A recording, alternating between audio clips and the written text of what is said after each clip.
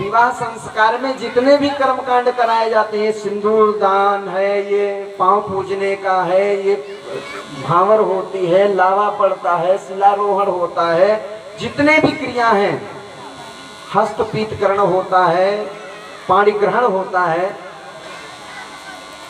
लिखा नहीं रहता है कि पाणी ग्रहण, पाणी ग्रहण किसको कहते हैं तो जानते हैं? बहुतों का विवाह हो गया, मैं देख रहा हूँ, बता सकते हैं? सबका विवाह हुआ है, लेकिन बता नहीं पाएंगे कि विवाह होने में जो कर्मकांड कराए जाते हैं उसमें पाणी ग्रहण क्या है।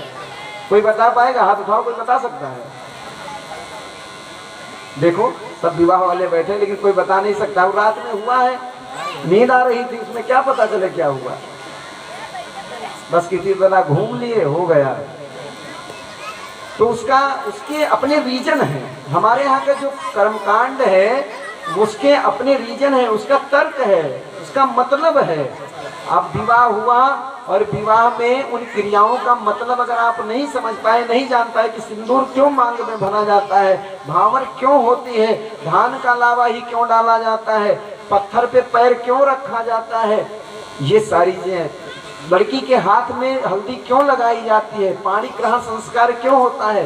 पाणी ग्रहण संस्कार का मतलब होता है, आप कार्ड पर भी देखे होंगे जहाँ पाणी ग्रहण लिखा रहता है वहाँ ऐसे हाथ बना रहता है, बना रहता है, कार्ड पे हाथ नहीं बना रहता है, ये पाणी ग्रहण है। पति पत्नी एक दूसरे का हाथ मिलाते हैं, हाथ पकड़ते हैं। ये हमारे यहाँ हाथ मिलाने की जो प्रक्रिया है उसे पाणी ग्रहण कहा जाता है। इसीलिए विवाह में एक ही बार हाथ व्यक्ति मिलाता है। हमारे यहाँ जिससे एक बार हाथ मिलाओ 7 जन्म तक साथ दो। आप इसीलिए पत्नी से हाथ मिलाते हैं, 7 जन्म तक साथ देंगे। हमारे यहाँ ये चौराहे चौराहे पर जो हाथ मिलाते हैं, हमारे हाथ मिलाने की प्रक्रिया नहीं है। एक से हाथ मिलाया है जो निभ नहीं रहा है कि औरों से हाथ क्या मिलाएं, तो इसलिए हमारे यहाँ अभिवादन करने की व्यवस्था है, हाथ मिलाने की व्यवस्था नहीं है। हाथ मिलाने की और धर्मों में व्यवस्था और जगह व्यवस्था होगी, हमारे यहाँ अभिवादन की, प्रणाम की व्यवस्था है। तो पाणी ग्रहण मतलब हाथ मिलाया जाता है। तो ये सारी चीजें बदलनी पड़ेंगी। आप दिन में विवाह करें और बढ़िया अच्छे ब्राह्मण को, अच्छे पुरोहित को, आप जो विद्वान हो, जो वैदिक व्यवस्था से विवाह करवा सकें, ऐसे विवाह करना चाहिए। और कोशिश करें 12 बजे के पहले हो जाए, 12 बजे के पहले हो जाए। दूसरी चीज, जब विवाह संस्कार होता है, विवाह संस्कार एक धार्मिक अनुष्ठान है। जैसे पूजा पाठ करते हैं, हवन यज्ञ करते हैं, वो भी एक अनुष्ठान है।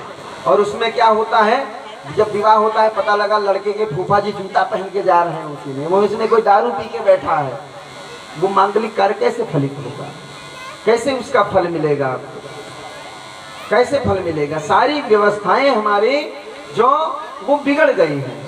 तो ये जो विवाह स्टार्टिंग है गृहस्थ आश्रम का, यही बिगड़ चुका है, इसलिए इसको सुधारना पड़ेगा। जब बेटी बेटे का विवाह करें तो अगर कल्याण चाहते हैं कि बेटी बेटे का घर बस जाए, जीवन भर सुखी रहें, तो ये नाच कूद के चक्कर में ना पड़ करके विवाह पर ध्यान दीजिए। विवाह संस्कार 4 घंटे लगते हैं अगर कायदे से विवाह कराया जाए। आप चाहते हो 40 मिनट में हो जाए तो 4 दिन में रिश्ता भी खत्म हो जाएगा। 40 मिनट में विवाह होगा, 4 दिन में खत्म। इसलिए पूरी तरह से सारे संस्कार, सारी व्यवस्था की जाए। एक बात। दूसरी बात, सबसे बड़ी विडंबना क्या है, आप और धर्मों को देखिए, सबसे बुरे हम ही हैं। आप क्रिश्चियन को देखिए, ईसाई को देखिए, ईसाई का विवाह कहाँ होता है? चर्च में होता है।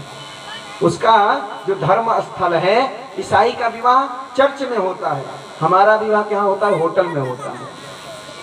हमारा विवाह होटल में होता है, मैरिज हॉल में होता है। हम मंदिर में विवाह नहीं कर सकते। हमारी ये थिंकिंग है कि अगर हम यज्ञशाला में विवाह करेंगे, मंदिर में विवाह करेंगे, वहाँ गरीब लोग करते हैं, बड़े लोग नहीं करते। मंदिर में विवाह करने का मतलब गरीब आदमी, समाज का बेकार आदमी, जिसके पास धन नहीं है, कुछ नहीं है, वो मंदिर में विवाह करें, वो कार्यक्रम में, यज्ञ में विवाह करें। जो बड़े लोग हैं वो मैरिज हॉल में विवाह करेंगे, वो रिसोर्ट में विवाह करेंगे, वो मंदिर में नहीं कर सकते। अब आपने कार्ड पर लिखा है कि वर वधू को आकर के आप आशीर्वाद देना।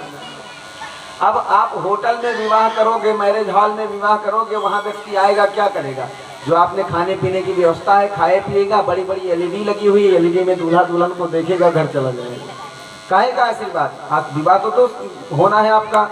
और जो वहाँ स्टेज पे आशीर्वाद देते हैं वो भी एक नाटक है, नौटंकी है, केवल फोटो खिंचाने के लिए जाते हैं कि लड़के जब बाद में देखें तो जाने कि लड़के के फूफा आए थे, उनके चाचा आए थे, मित्र आए थे, जब वो सीडी देखी जाए, वीडियो देखी जाए, क्लिप, तो ये पता चले लोग आए थे अपनी इज्जत बचाने के चक्कर में हाथ उठाए खड़े रहते हैं। ठीक है, वो आशीर्वाद नहीं है। आशीर्वाद हृदय से निकलता है, कैमरे के सामने हाथ उठाने से थोड़ी ना आशीर्वाद निकलेगा। तो वो आशीर्वाद नहीं है। और आशीर्वाद से जीवन चलता है, रिश्ते चलते हैं, तो वो आशीर्वाद नहीं है। अगर थोड़ा सा सोच के देखिए, अगर आप मंदिर में विवाह करते हैं तो क्या होगा। मंदिर, इन बच्चों को उठा के पीछे कीजिए। पहले ये जो बच्चे आगे सब बैठे हैं इनको उठा के पीछे कीजिए। किसके बच्चे हैं? तुरंत हटाइए बताओ। हाँ, इन बच्चों को पीछे ले जाओ, वहां सबसे पीछे बैठाओ। भैया हटाइए इन बच्चों को।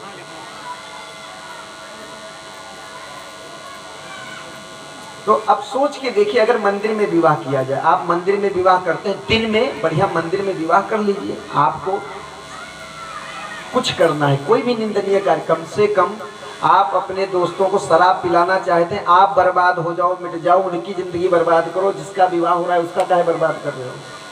मंदिर में विवाह करो। आपको ये सब नौटंकी करनी है, दूसरे दिन होटल बुक करा लो, नाचो कूदो उसमें खूब रात भर, रिसेप्शन करो, आप खिलाओ पिलाओ, नाचो कूदो, जो चाहो सो करो। लेकिन कम से कम जो नव दंपति हैं, जो अभी गृहस्थ आश्रम में पैर रख रहे हैं, जिनको अभी जीवन में आगे बढ़ना है, उनके साथ क्यों खिलवाड़ कर रहे हैं, उनकी जिंदगी क्यों बर्बाद कर रहे हैं। दिन में बढ़िया सुंदर मंदिर में विवाह कीजिए, तो क्या होगा, आदमी होशो हवास में आएगा आपकी शादी में। और शादी में आएगा तो क्या करेगा, मंदिर में जाना होगा तो मंदिर के पहले सबसे पहले जूते चप्पल उतार देगा। जूते चप्पल उतारेगा, हाथ धुल करके मंदिर में जाएगा, और मंदिर में पहले भगवान की मूर्ति को प्रणाम करेगा, उसी हाथ से भगवान को प्रणाम करेगा। और वापस जब लौटेगा तो उसी हाथों से, जो हाथ भगवान के चरणों में रखे गए थे, उन्हीं हाथों से अक्षत फूल लेकर के वर कन्या के ऊपर डालेगा। तो भगवान का आशीर्वाद उस कन्या वर को मिलेगा कि वहाँ शराब पिलाने से उनकी जिंदगी चलेगी। थोड़ा सा विचार कीजिए इन सब चीजों को। आप उस चक्कर में मत पड़िए कि जमाना क्या कहेगा, जमाना कुछ नहीं कहेगा। आप आज आप खिलाओगे, वाह वाह करेगा, अरे भाई साहब गुप्ता जी की शादी में गए थे, बड़ा सुंदर व्यवस्था था, और कल को छुट्टा हो जाएगा, अरे छोड़ो विवाह किए थे 4 दिन में टूट गया, मारो। वही जमाना कहेगा। आप जमाने की चक्कर में मत पड़िए, आप अपना देखिए कि हमारा क्या होने वाला है इससे। इसलिए विवाह दिन में मंदिर में कीजिए, सुंदर आशीर्वाद, उसके बाद रिसेप्शन कीजिए। आप दिखाइए अपने धन का वैभव, लुटाइए रुपया खूब, कौन रोक रहा है, कमाया आपने, आग लगा दीजिए, कौन रोक रहा है। लेकिन कम से कम उनके जीवन में आग न लगाइए। पैसा तो फिर आ जाएगा, जीवन में एक बार कलह, रिश्ते बिगड़ जाते हैं, जिसका बिगड़ा हो वो जानता है दर्द, रिश्तों का दर्द क्या होता है। इसलिए दिन में विवाह कीजिए, मंदिर में विवाह कीजिए, कहीं यज्ञ आयोजन हो रहा है उसमें विवाह कीजिए, सुंदर वैदिक मंत्रों में, देव शक्तियों के सानिध्य में, देवताओं के सानिध्य में, लोगों के आशीर्वाद से जो रिश्ता आगे बढ़ेगा वो रिश्ते का कुछ और व्यवस्था रहेगा। हर है विवाह एक बंधन प्यारा, गुड्डे गुड़ियों का खेल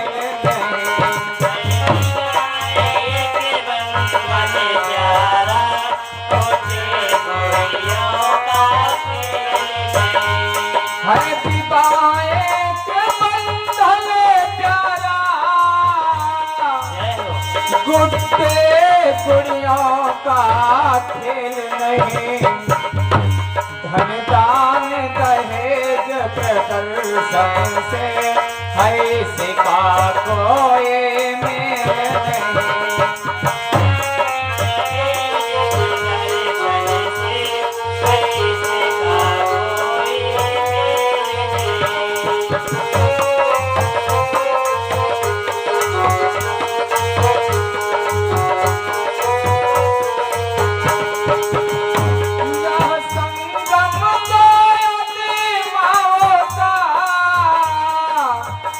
काया छाया का नाता है, पत्नी और पति का यही समर्पण घर को स्वर्ग बनाता है। पत्नी और पति का यही समर्पण घर को स्वर्ग बनाता है।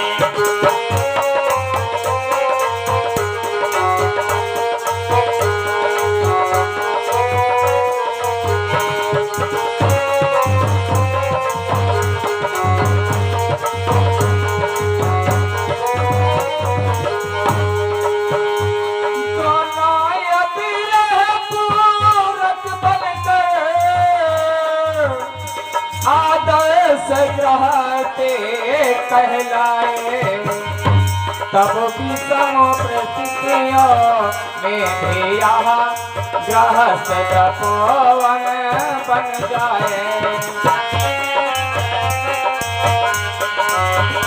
यहाँ गृहस्थ तपोवन बन जाए।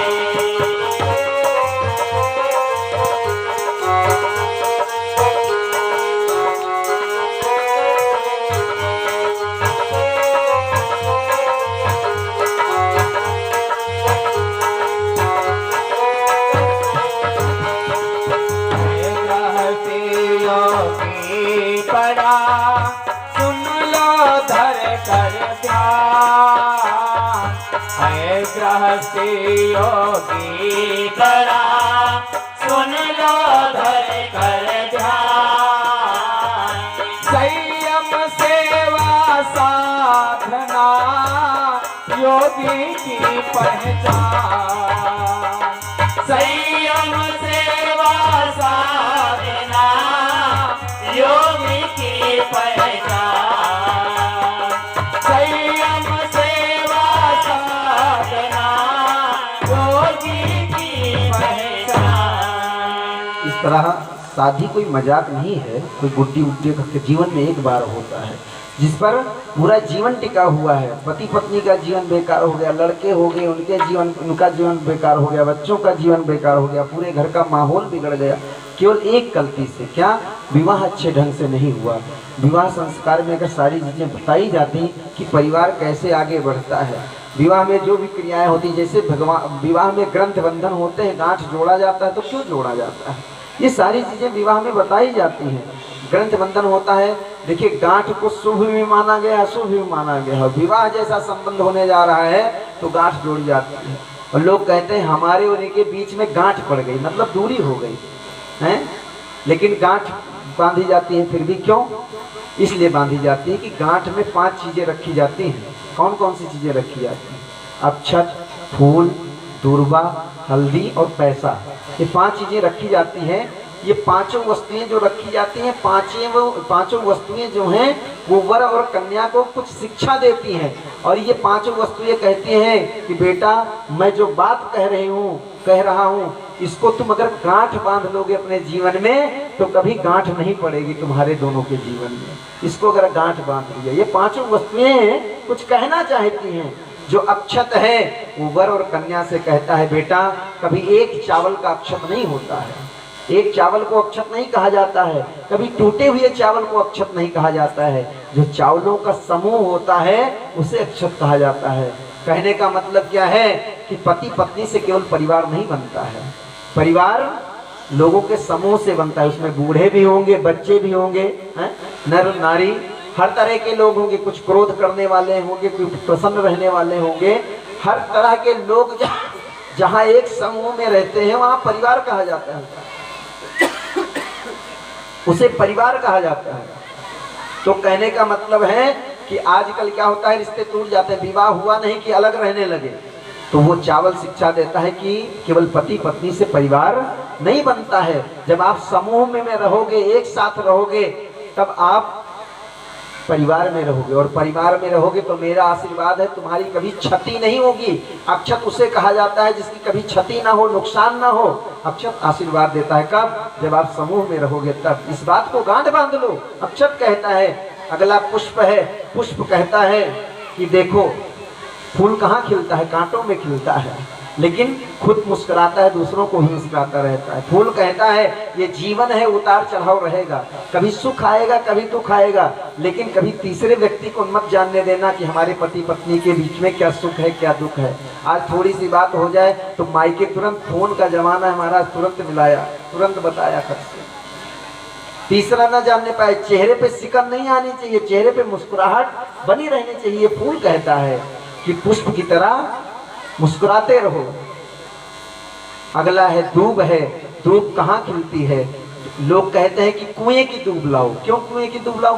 कुएं के किनारे शीतल शीतल जल बहता रहता है, पानी बहता रहता है, और जहाँ पानी बहेगा वही दूब हरी रहेगी। अगर पानी ना पावे तो दूब क्या करेगी? सूख जाएगी। जबकि दूब को अमर कहा गया है, दूब के ऊपर अमृत गिर गया था, सूखी हुई दूब को भी अगर पानी दे दिया जाए तो फिर से हरी हो जाती है। आप दूब घास को बोरे में भर के रख दो, सूख जाए एकदम, फिर ले जाओ फेंक दो, एक बाल्टी पानी डाल दो, 10 दिन बाद देखोगे हरी हो जाएगी। जैसे जल पाएगी हरी हो जाएगी। दूब कहती है कि हमारी तरह तुम भी बढ़ सकते हो, हमारी तरह तुम्हारा भी रिश्ता अमर हो सकता है अगर शीतल शीतल प्रेम रूपी जल परिवार में बहता रहे। अगर आपस में प्रेम बहता रहेगा, प्रेम रूपी जल बहता रहेगा, तो मेरी तरह तुम भी हरे रहोगे, बढ़ते रहोगे, फैलते रहोगे, विकास करोगे। और कहीं स्नेह और प्रेम रूपी जल सूख गया तो तुम भी सूख जाओगे, मेरी तरह अलग हो जाओगे। ये दूर शिक्षा देता है। उसके बाद हल्दी होती है, हल्दी रोग नाशक होती है, मांगलिक होती है। कहने का तात्पर्य है कि परिवार में एक दूसरे के लिए अगर मंगल सोचोगे, अच्छा सोचोगे, तो क्या होगा, निरोग रहोगे, स्वस्थ रहोगे, सदा घर परिवार में मंगल होगा। लेकिन आज देवरानी जेठानी के बारे में बुरा सोचती है, वो उसके बारे में बुरा अब एक ही परिवार के लोग हैं और वो चाहता है कि भाई का दुकान ना चले, मेरा दुकान चले, मेरे दुकान पे ग्राहक आवे। एक ही घर के जन्मे लोग हैं। तो ऐसा जब विचार रखोगे, जब ऐसा वातावरण, अमांगलिक वातावरण घर में रहेगा तो मंगल कैसे होगा, नहीं मंगल होगा। हल्दी कहती है। और आखिरी में पैसा सबसे खतरनाक वस्तु है।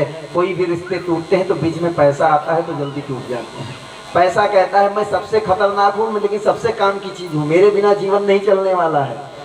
कोई कमा के लावे, पत्नी कमावे, पति कमावे, घर का कोई भी व्यक्ति पैसा कमाए, पैसे में क्या होनी चाहिए, पारदर्शिता होनी चाहिए, सबके जान में होना चाहिए। कमाई और खर्च सबके जान में होना चाहिए। अब पति देव सोचें कि मैं कमाता हूँ, दिन भर जैसे चाहूँ वैसे खर्च करूँ, चाहे जहाँ लुटा दूँ, चाहे शराब पीऊँ, नशे में उड़ा दूँ, जुआ में उड़ा दूँ, कमाने का आपका अधिकार है। लेकिन उस पैसे पर पूरे परिवार का अधिकार है। आप ऐसे नहीं लुटा सकते, चाहे जहाँ ऐसे नहीं खर्च कर सकते।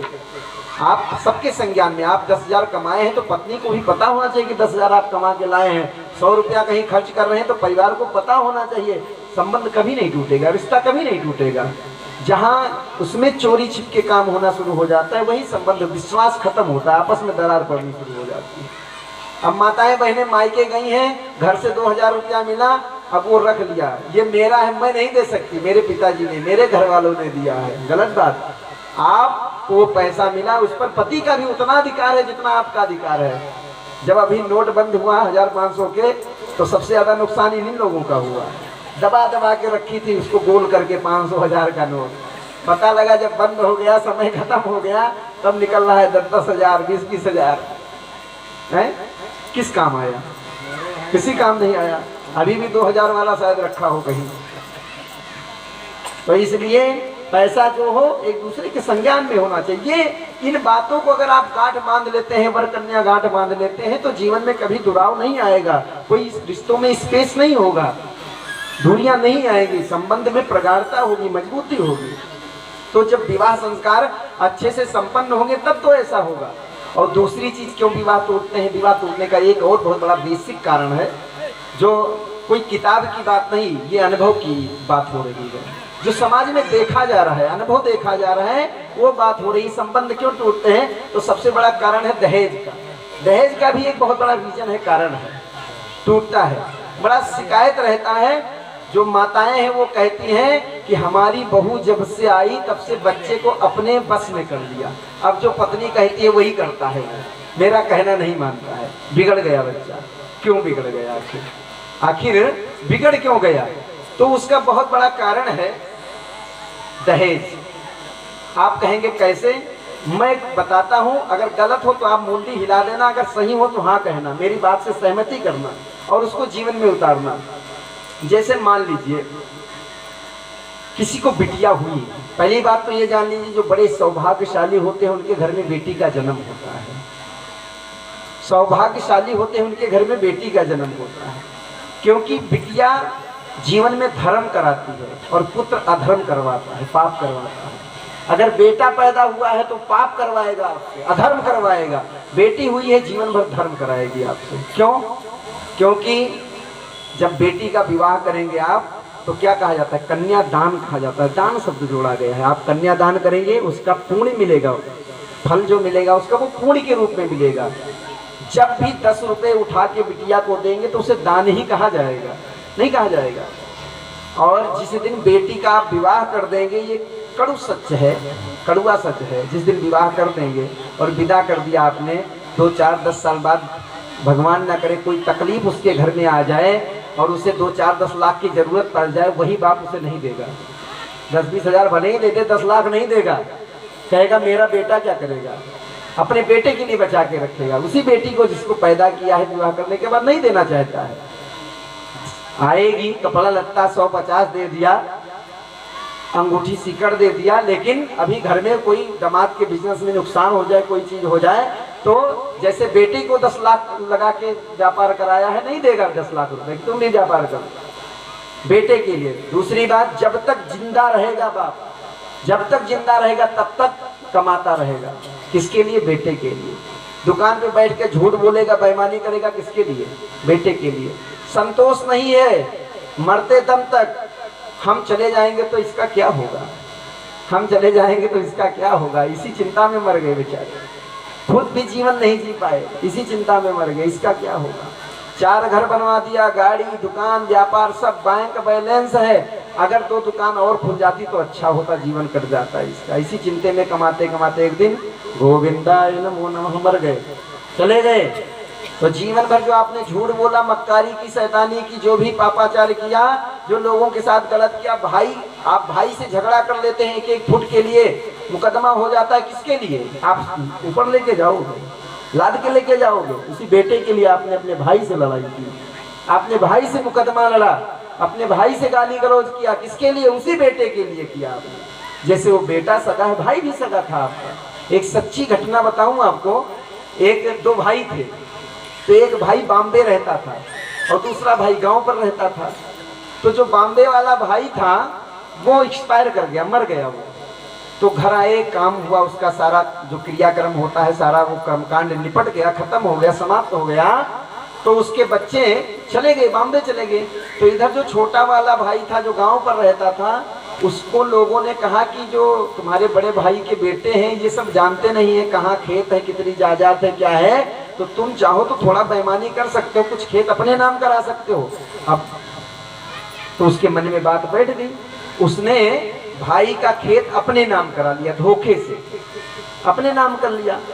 तो गांव के कुछ शुभ चिंतक थे, जो बंबई रहते थे, जो भाई रहता था उसके बेटे रहते थे, उनके बेटों को बताया कि तुम्हारे चाचा जी ने तुम्हारे साथ ऐसा किया है, तुम्हारा खेत अपने नाम करा लिया। तो उस बच्चे ने क्या किया, जो बड़े भाई का बेटा था, वो घर आया, वापस गांव पर आया और 2-3 दिन रहा, कुछ कहा नहीं अपने चाचा से, और एक पत्र लिखा, एक पत्र लिख करके उसको फोल्ड किया और जब जाने लगा तो अपने चाचा को दे दिया वो पत्र, और प्रणाम करके चला गया। जब वो चला गया तो एक दिन फुर्सत में उस पत्र को खोला चाचा ने, तो पत्र में लिखा था, चाचा जी प्रणाम, और मैं बहुत सौभाग्यशाली हूँ। उसके शब्द थे उस बेटे के, कहा मैं बहुत सौभाग्यशाली हूँ जो हमारे कुल में, हमारे खानदान में कोई आपके जैसा जन्म लिया है, आपके जैसा व्यक्ति जन्म लिया है, ये बड़े सौभाग्य की बात है। इसलिए सौभाग्य की बात है कि हमने बाबा तक तो देखा है, उसके ऊपर नहीं देखा। हमने बाबा जी को देखा कि बाबा जी जीवन भर रहे, इतना बटोरा, सब कुछ किया, लेकिन जब मरने लगे तो कफन भी साथ नहीं गया, कुछ लेके नहीं जा पाए।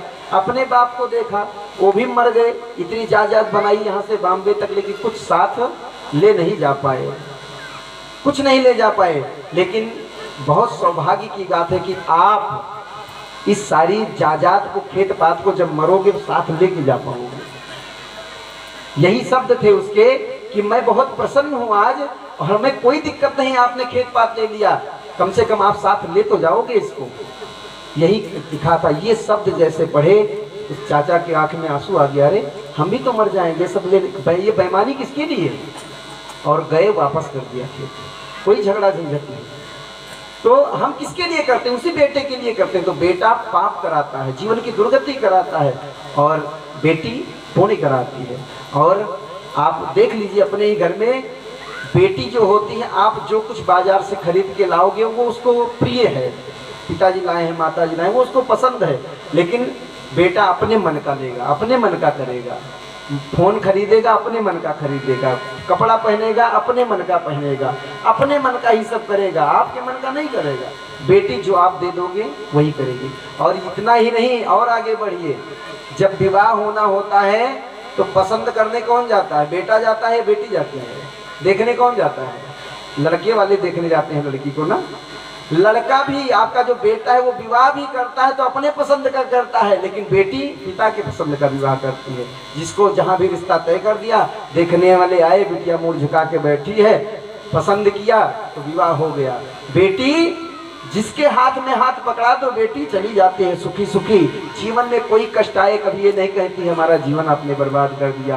बेटा अपने मन पसंद विवाह किया है लड़की से और फिर भी कुछ बिगड़ जाए तो बाप के ऊपर बिगड़ता है, तुमने बर्बाद कर दिया मेरी जिंदगी, कैसी लड़की से विवाह करा दिया। बाबुल तेरी लाडली एक गूंगी सी गाय, जिस खूंटे से बांध दो उस खूंटे से बंध जाए।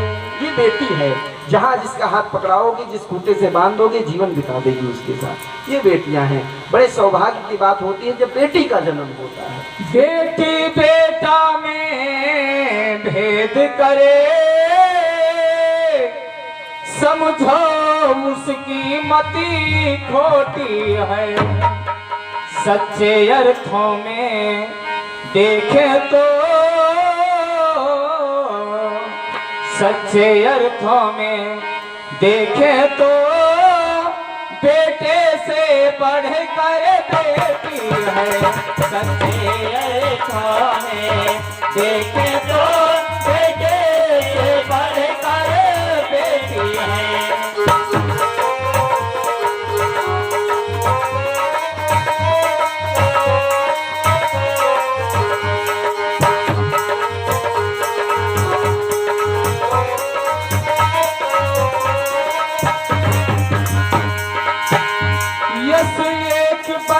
का बढ़ता है, बेटे यदि पुण्य कमाते हैं, पर बेटी के शुभ चरित्र से, पर बेटी के शुभ चरित्र से दो वंश धन्य हो जाते हैं। पर बेटी के शुभ चरित्र से दो वंश धन्य हो जाते हैं।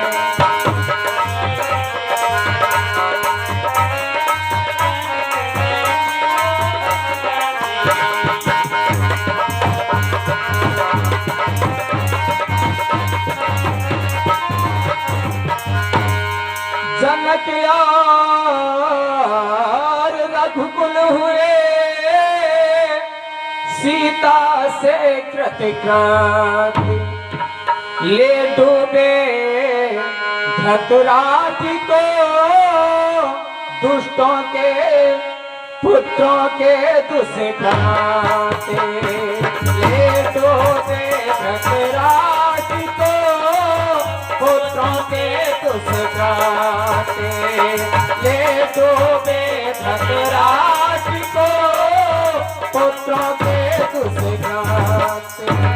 इसलिए बेटे से बढ़ के बेटियां हैं। बड़े सौभाग्यशाली वह लोग होते हैं जिनके घर में बेटी का जन्म हो। अच्छा, अब बात दहेज की करें। बेटी का जन्म हुआ मान लीजिए, तो बेटी का जन्म हुआ, बड़े प्रेम से, बड़े प्यार से, लाड से पालते हैं। अब बिटिया छोटी सी बड़ी हुई, बड़ा गौर से सुनिएगा एक एक शब्द को और आप तुलना कीजिएगा इसे। छोटी सी बेटी बड़ी हुई और बाजार बेटी को लेकर के गए, किसी दुकान पे किसी गुड़िया, किसी खिलौने को उसने देखा और जिद किया लेने के लिए, तो आप क्या करते हैं? 10 20 50 100 का जो मिलेगा खिलौना खरीद देंगे? नहीं खरीद देंगे। वो गुड़िया खरीद देंगे, खिलौना खरीद देंगे खेलने के लिए। अब जो खिलौना उसे अच्छा लगा और खिलौना आपने खरीद दिया, अब बिटिया मान लीजिए उस खिलौने को उसी दुकान के सामने तोड़ दे, दुकान वाला कुछ कहेगा? उसको तो पैसा मिल गया भाई, 50 रुपए का था, 50 रुपया मिल गया, टूट जाएगा दूसरा, फिर 50 का बिकेगा, उसको कोई दिक्कत नहीं, उसको कीमत मिल गई उसकी। खिलौना टूट जाए कोई दिक्कत नहीं। अच्छा, और आगे चलिए, मान लीजिए बिटिया आगे बढ़ी, पढ़ने लगी, बड़ी हो गई, और मान लीजिए बिटिया ने कहा कि हमको फ़ोन चाहिए। आपने फ़ोन 20,000 30,000 का खरीद दिया मोबाइल। अब मान लीजिए फ़ोन चला रही बिटिया, किसी कारण बस कहीं भूल के जैसे भी गिर जाए, फूट जाए, टूट जाए, खो जाए, जिसने उस फ़ोन को बेचा है उसे कोई दिक्कत है? वो तो पैसा पा गया, कोई दिक्कत नहीं है। वो तोड़े चाहे उसी के सामने पटक दे, क्या दिक्कत उसको? उसको कोई दिक्कत नहीं है।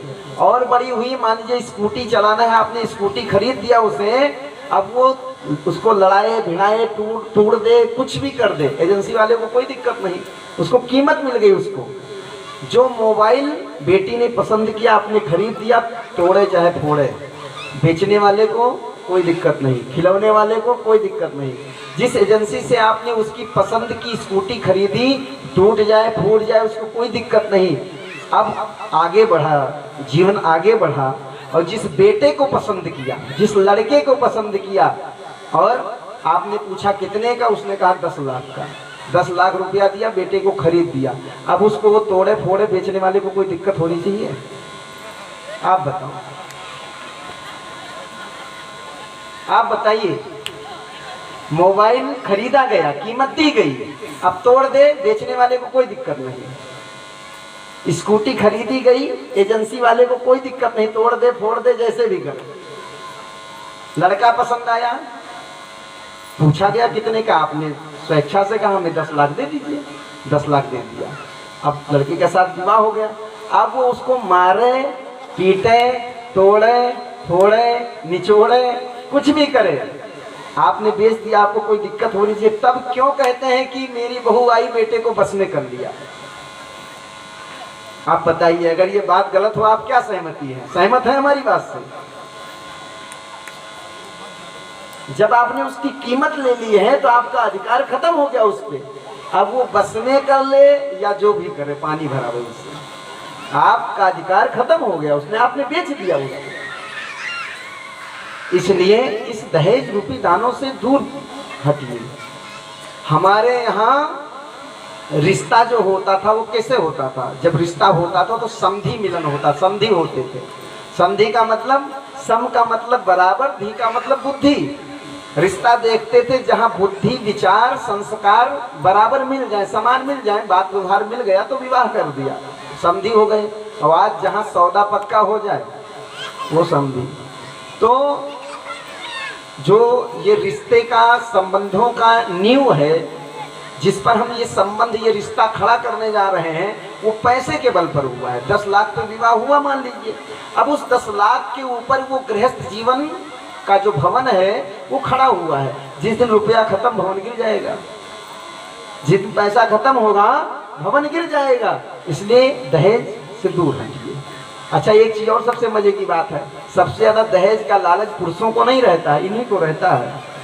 हाँ, सब मान जाएंगे, लड़के की अम्मा नहीं मान रही है, बताओ, यही मान नहीं मान रही है। बस इन सब चीजों को थोड़ा सुधारिए।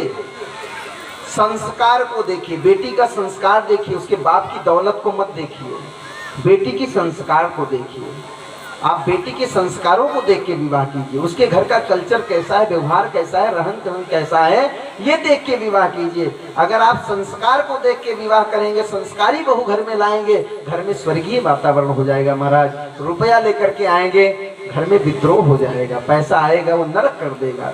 जब अनीत पूर्वक पैसा आएगा तो क्या करेगा? अनाचार फैलाएगा। अनीत पूर्वक पैसा आएगा, अनाचार फैलाएगा। आपने दबाव डाला, बेटी का घर बसाने के चक्कर में उसने घर मकान बेचा, लोन लिया, उधार लिया, विवाह किया, उसके मन की जो वेदना है वो आपके घर को उजाड़ कर रख देगी, आपका घर बिखर जाएगा। इसलिए विवाह करना है तो संस्कारों को देख के विवाह कीजिए। लेकिन हम तो दौलत देखते हैं, धन देखते हैं। एक बार एक बिटिया का विवाह हुआ और घर वालों ने, बेटे जो लड़के वाले थे उन्होंने बड़ा लंबा लिस्ट दिया, फ्रिज कूलर एसी फलाना ढिमाका, जो भी गाड़ी बंगला था सब लिस्ट दे दिया। बेटी के बाप ने दे दिया, सब कुछ दे दिया। विवाह हो गया, बिटिया विदा होकर के ससुराल आ गई। अब वो 9 बजे तक सो गए। अब शुरू में तो कोई नहीं बोलता है, 2-4 10 दिन, 1 हफ्ता जब बीत गया तो जो लड़के की माँ थी, सासू थी, उसको बड़ा बुरा लगने लगा। तो एक दिन बुलाया बिटिया को और कहा, ये बताओ तुम्हारे घर सबसे बड़ी बात क्या होती? सासू, सबसे पहला सब तुम्हारे माँ बाप ने क्या सिखाया है? तुम्हारे माँ बाप ने क्या सिखाया? क्या सीख के आई? यही सीख के आई हो, 9 बजे तक सोती हो। क्या तुम्हारे संस्कार नहीं दिया तुम्हारे माता पिता ने? संस्कार नहीं है, संस्कार नाम की चीज नहीं जानती हो। वो बेटी कुछ नहीं बोली, वो गई अपने घर में, पर्स खोला, पर्स से कागज निकाला और लिस्ट ला करके सासू माँ को दे दिया। कहा इसको पढ़ो। पढ़ा, कहा ये क्या है? ये तो दहेज की लिस्ट है। जो यहाँ से मांगा गया था। तो कहा आप इसमें मिलाओ, कोई सामान छूट गया है? कहा नहीं, सब मिल गया है। तो कहा इसमें संस्कार नहीं लिखा था, बाप ने दिया था लेके नहीं आई, आपने मांगा नहीं था, जो मांगा था वो ले आई। तो आपको संस्कार चाहिए, नहीं तो बाद में क्यों संस्कार खोजते हो? जब उस धन से धन खत्म हो जाता है, उससे जी भर जाता है, तब लगता है संस्कारी बहू चाहिए, तब याद आती है संस्कार की। तो संस्कार को देख के विवाह की। आज और आज के समाज में, आज के समाज में दहेज बना रोड़ा, दिखाओ है मेरा दिए पास घोड़ा, दिखाओ है मेरा दिए पास घोड़ा, दिखाओ है मेरा दिए पास घोड़ा।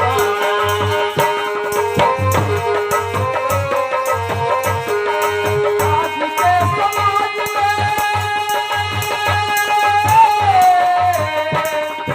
आज के समाज में दहेज बना रोड़ा, दिखाओ है मेरा दिए पास घोड़ा, दिखाओ है मेरा दिए पास घोड़ा, दिखाओ है मेरा दिए पास घोड़ा, दिखाओ है मेरा दिए पास घोड़ा, दिखाओ है मेरा दिए पास घोड़ा। इसलिए इस दहेज से दूर होइए। एक बड़ा ही सुंदर हमको श्लोक आ गया, भागवत का है। भागवत के महात्म्य में नारद जी का और सनकादिक का संवाद है, तो उसमें बड़ा सुंदर श्लोक नारद जी ने, मैं नहीं कह रहा हूँ, नारद जी ने कहा है सनकादिकों से, तरुणी प्रभुता गेहे श्याल को बुद्धिदायक कन्या विक्रेण लोभार्थो दंपति नाम च कल्पना। ये गृहस्थों के बारे में कि आज की इस कलयुग के जो गृहस्थ हैं उनका लक्षण बताया है नारद से। अब इसका अर्थ बताते हैं। कहा तरुणी प्रभुता गेहे, जो तरुणी, तरुणी का मतलब होता है युवा, जवान। तो नारद जी कहते हैं जो तरुणी स्त्रियां हैं, जो युवा स्त्रियां हैं, जो अभी जिनका विवाह हुआ है और विदा होकर के आई हैं, वो क्या चाहती हैं? तरुणी प्रभुता गेहे, घर की मालकिन बन जाना चाहती हैं। अभी तुरंत विदा होकर के आई, पैर रखा कि चाहती हैं कि तिजोरी का चाबी हमको मिल जाए, हम मालकिन बन जाएं। बहू चाहती है कि अब सास की नहीं हमारी चले, हम जो कहें पूरा परिवार माने, हम घर की मालकिन बन जाएं। तरुणी प्रभुता के है, वो अपना प्रभुत्व चाहती है, घर पे अपना मलकाना चाहती है। अच्छा क्यों ना चाहे? जब 10-20 लाख लेकर के आई है तो क्या नौकरानी बनने के लिए आई है? मालकिन बनने के लिए आई है। अगर नौकरानी बनना होता तो काहे 10 लाख उसका बाप देता? क्यों उसके पिता देते 10 लाख 20 लाख? अगर लेके आई है तो मालकिन बनने के लिए आई है। तो भाई है तो मालकिन बनना वो चाहती है कि मैं मालिक बनूं, मालकिन बनूं। अच्छा एक चीज और, जब कोई पिता अपने जरूरत से ज्यादा, उसकी औकात जितनी नहीं है उतनी दहेज आप मांग लेते हैं, और जब उसका हृदय रो पड़ता है, लेकिन बेटी का घर बसाने के चक्कर में कैसे भी अरेंज करके देता है आपको दहेज और विवाह करता है। अब बताओ जब रो करके उसको पहले ही तुमने तोड़ दिया, अब बेटी को विदा करेगा तो क्या कहेगा? कहेगा कि जाओ सर झुका के सारी गाली सुन लेना, ये कहेगा? ये कहेगा कि कोई मारे पीटे कुछ कहे तो सह लेना? वो ये कहेगा कि मैंने इनके मुंह मांगा पैसा दिया है, कुछ हो मुझे तुरंत फोन करना। 10 लाख उसको दिया है, 1 लाख और लगेगा, वकील करेंगे। पहले क्या था, जब बेटी विदा होती थी तो बाप कहता था कि ये पगड़ी जो देख रही हो इसकी लाज तुम्हारे हाथों में है, घर जाना तो इसकी लाज रखना, ऐसा कोई काम मत करना बिटिया कि मेरा सर झुक जाए। और आज के पिता जो दहेज देगा वो कहेगा बेटी अगर थोड़ा भी कोई दुख देगा तो मुझे तुरंत फोन करना, तुरंत मुझे फोन करना, बताना, तुरंत मैं वकील लेके पहुंच जाऊंगा घर पे। अब आज यही हो रहा है। ज्यादातर रिश्ते अदालत में दम तोड़ रहे हैं, अदालत में दम तोड़ रहे हैं। क्यों? क्योंकि दहेज के आधार पर वो संबंध बनाए गए हैं। तो पिता क्या कहता है? आज का जो पिता है जो दहेज देता है, मुंह मांगा रुपया देता है, वो बेटियों को शिक्षा क्या देता है? एक कवि की सुंदर लाइनियां हमको याद आ गई कि जो पिता दहेज देता है वो बेटी को क्या सिखा के भेजता है। बिटिया से कहता है बेटी ससुर घर जाना गम तनिको न खाना, एक कोई बात कहे तो उसका गम मत खाना, उससे सुन मत लेना। ऐसे ससुर घर जाना गम तनी को न खाना, और एक एक बातन के लाखन सुनाना। तुम अगर कोई एक बात कह दे पति सासू तो तुम झड़ी लगा देना बातों की, दबना मत उससे। ससुर घर जाना गम तनी को न खाना, एक एक बातन के लाखन सुनाना तुम। और आजकल बेटी का विवाह करता है, जब आदमी दहेज देता है तो पहले देखता है परिवार में कितने लोग हैं, ज्यादा से ज्यादा खोजता है कि सास ससुर हो पति हो, बस जितना चाहो उतना दहेज ले लो। और तो वो शिक्षा क्या देगा? वो शिक्षा देगा कि जाओ 10 बजे तक रोटी पकाना, वहां बैठ करके हाथ चलाना। भारी परिवार बा पाथी भर रोटी लागे, और हाथी यस खवैयन के रोटी ना पकाना। तो नौकरानी रख लो इतना दहेज लिया है तो। और बाप समझाई के कहे ध्यान दे दुलारी सुनो, समझा के कह रहा है बिटिया से जब विदा करता है कि बाप समझाए के कहे ध्यान दे दुलारी सुनो, दुल्हा के घर से कबहू हार के ना आना है। हार के मत आना, ना कट जाएगी अगर मेरी बिटिया हार गई तो। तब तो ये सारा